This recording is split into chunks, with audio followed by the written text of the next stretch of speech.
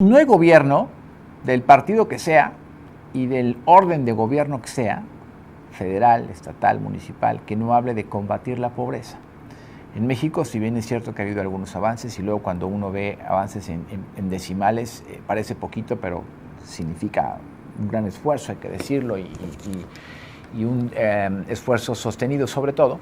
Sin embargo, hay que entender exactamente, primero, las causas que provocan la pobreza en una región, en un país, para luego poder aplicar las medidas más efectivas. Acá el gobierno federal, el que está por terminar en un par de meses, ha insistido mucho en las transferencias. Su política ha sido esa, la asistencialista, la de transferir becas y pensiones, y no está mal. En todos los países hay este tipo de programas sociales y tiene que haberlos, pero no es suficiente para que haya de fondo una atención a los orígenes, a las raíces de la pobreza, que le puedan cambiar la vida a las familias. Estos apoyos, pues sí, te ayudan a alcanzar el gasto a lo mejor, a comprar un poquito más para comer mejor, pero no cambian de fondo la realidad. Vamos a hablar hoy con analistas económicos de México, ¿Cómo vamos? Una casa de análisis económico muy seria, que está presentando un reporte sobre qué pasará con la pobreza en 2024. ¿Cómo está la pobreza de las familias en México en este año? Y pues qué retos tiene el nuevo gobierno federal, los estatales, los municipales para combatirla. Es Brenda Flores quien me acompaña esta tarde. ¿Cómo estás, Brenda? Buenas tardes.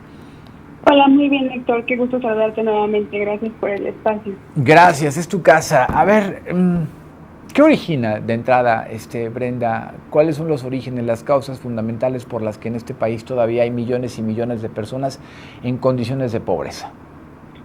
Claro, pues mira, primero hay que destacar que la pobreza es un fenómeno multidimensional, así No, como lo define y como lo mide el Coneval. Y pues por lo mismo, cuando se hace esa medición es cada 2 años por esa pues, gran complejidad. Y nosotras en México, ¿cómo vamos? Normalmente cuando hablamos contigo hablamos de la pobreza laboral, que es esta aproximación en la que simplemente estamos comparando el ingreso que se mide cada trimestre con la Encuesta Nacional de Ocupación y Empleo contra lo que es la canasta básica alimentaria. Entonces, cuando hablamos de pobreza laboral es simplemente si ese ingreso en las familias es menor cuando lo dividimos por cada integrante que una canasta básica para cada uno de ellos, pues entonces ese hogar se encontraría en pobreza laboral. Pero ya cuando hablamos de pobreza multidimensional, pues se tienen que considerar más factores y ahí como lo mide el Coneval es midiendo 6 diferentes carencias, ya sabes, como desaguo educativo, acceso a servicios de salud, a seguridad social y demás pues condiciones que también son muy necesarias para tener una vida con lo más básico, la verdad. Y pues por eso es la importancia de hacer una medición pues así de rigurosa.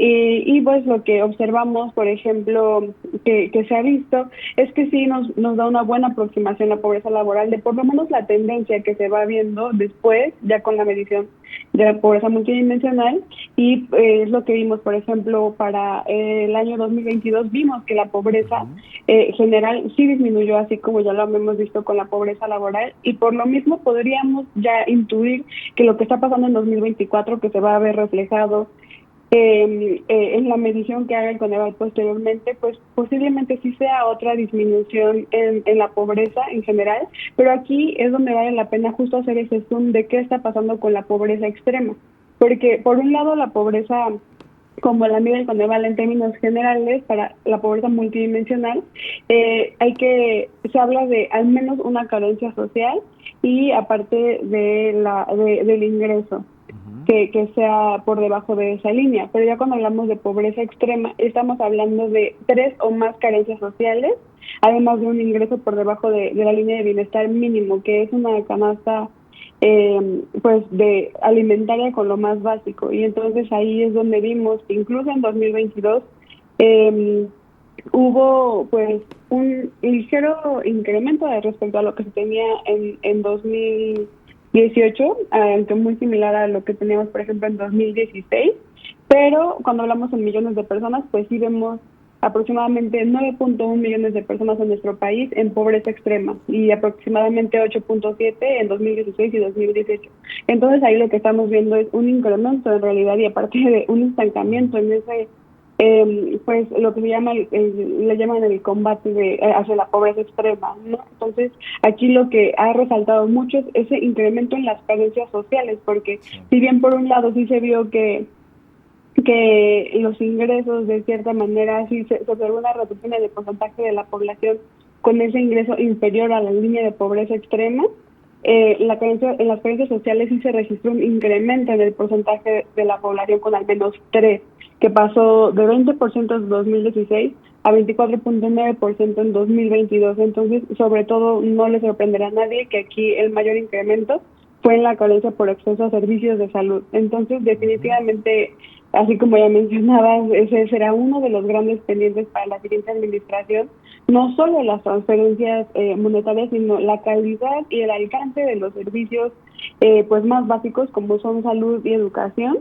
así como también nosotras cuando destacamos ahora en un documento reciente sobre pues esos grandes pendientes para las diferentes secretarías de la próxima administración, pues cuando hablamos de la Secretaría del Bienestar, no podemos negar que es muy necesario recuperar el alcance que se tenía de los programas sociales, porque en estos últimos años se está destinando más dinero a programas sociales, pero de una manera más universal, que es que sobre todo está concentrado en las pensiones a adultos mayores, y esto pues lo que está haciendo es que incremente el alcance que se tiene en los hogares de mayores ingresos, pero al mismo tiempo disminuye el alcance en los hogares de menores ingresos. Entonces, pues ahí hay que reconsiderar también que lo que se está haciendo con esta política social para que no se pierda el alcance en los quintiles y cincuentiles más bajos de ingresos de nuestro país. Y por otro lado, pues también considerar que ese presupuesto tiene que usarse de manera generacional, no solo para, en este caso, los adultos mayores, sino que hay una gran importancia y necesidad de que también llegue a otras generaciones, sobre todo por servicios de calidad, tanto educativos como de salud.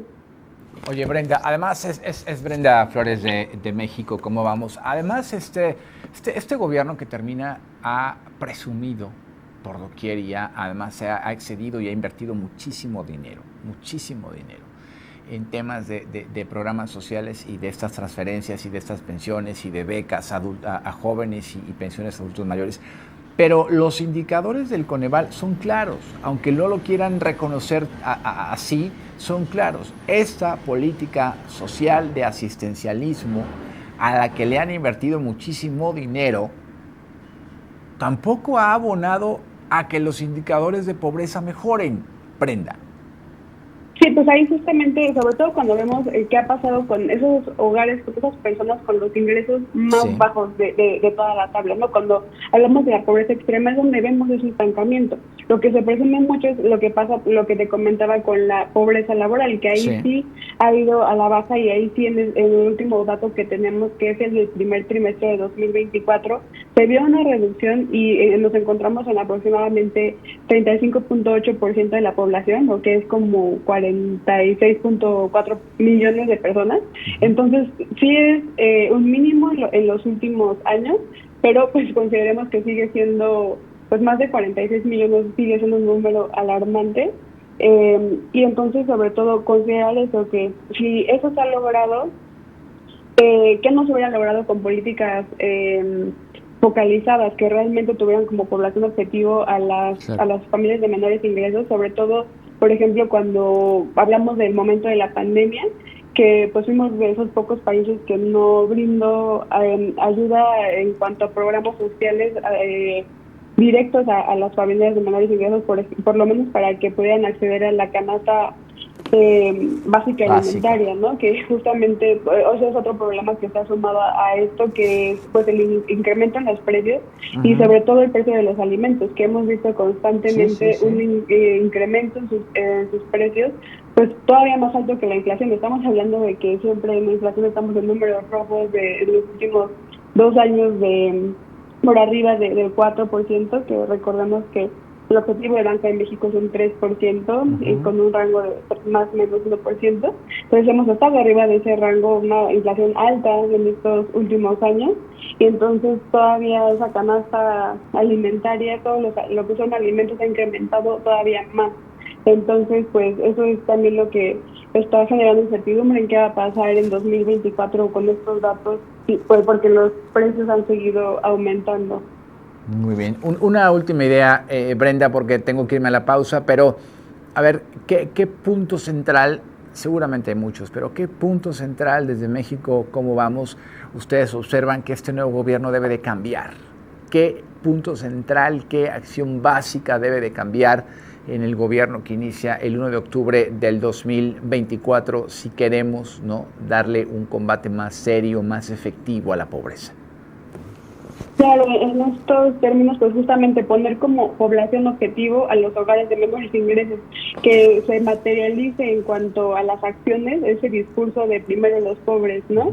Y pues lo que ya decíamos, recuperar el alcance de los programas sociales, considerar que si ven los datos hay una pérdida de alrededor de 20 puntos porcentuales en la cobertura de los hogares de menores ingresos, comparando el periodo de 2016 y 2018 con el de 2020 y 2022, y definitivamente pensar la política social desde una perspectiva generacional del presupuesto, porque pues si bien es importante atender a los adultos mayores, y como se ha dicho, pues no debe ser a costa de menor asignación a recursos en programas de infraestructura social tan importantes, claro, que pues están destinados al mejoramiento de la calidad tanto de educativa como de salud, y pues no olvidar esos otros rubros que también son tan importantes, sobre todo para el futuro de estas y las siguientes generaciones. Pues sí, es que son programas y políticas sociales y decisiones completamente electoreras, y al final eso querían, ganar las elecciones, y eso han hecho, han ganado elecciones a costa de sacrificar mayores beneficios a mediano y largo plazo en el país, con más inversión, con más infraestructura, con mejores servicios, con una educación más sólida, con una salud más sólida. No, ellos solamente han pensado en ganar elecciones. Y les ha funcionado. Al final, su objetivo se ha cumplido. Brenda, gracias. ¿Dónde podemos encontrar este reporte? Gracias a ti por el espacio, y pues esta información la pueden encontrar en nuestra página mexicocomovamos.mx. Ahí tenemos recientemente esta agenda de pendientes para la siguiente administración, y también tenemos un micrositio especializado en los resultados justamente de la ENIC 2022, que es donde podemos encontrar esto, por ejemplo, que pasó con la pobreza, que se llama Reimaginemos el panorama, ingresos, gastos y desigualdad. Pues sí, el tema fundamental es cómo incentivar, cómo mejorar, cómo incrementar el número de empleos, ¿no? Generar un escenario, un ecosistema para que el empleo crezca, sea un empleo fuerte, un empleo de calidad, no un empleo precario, un empleo de calidad. Eso es lo que en esencia va a cambiar de a de veras la realidad de las familias mexicanas. Brenda, te mando un abrazo y te hablo pronto. Igualmente, un gusto. Gracias.